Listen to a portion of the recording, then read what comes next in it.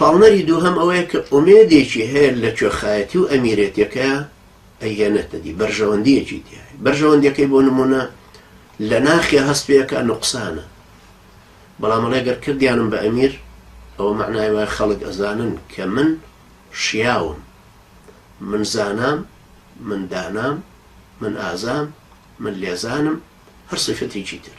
ئەمە جارە وەکو پلەو ناو یان وەکو سەرۆت و سامان دەستیەکەوێت. لەگەر بووم بە ئەمیر ڕاتبم زیادەکەم، کە بووم بە ئەمیر خۆم غەنیمەت تەوزیعەکەم، کە بووم بە ئەمیر خۆم دەرسی مزگەوت دیاریەکەم، کە بووم بە ئەمیر خۆم موچەکان دیاریەکەم، خۆم پارەکانیان دێتەوە بەردەستی خۆم دەوڵەمەندە بم پێی.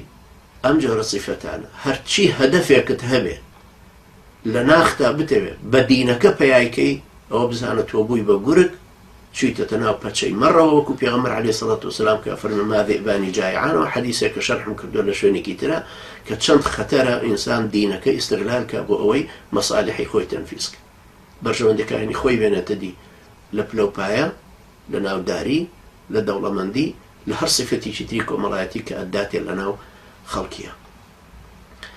هێنانەتی ئەم هەدەفانە ئەم بەرژەوەندیانە ئەبێ بە پاڵنەرێکی سەرەکی.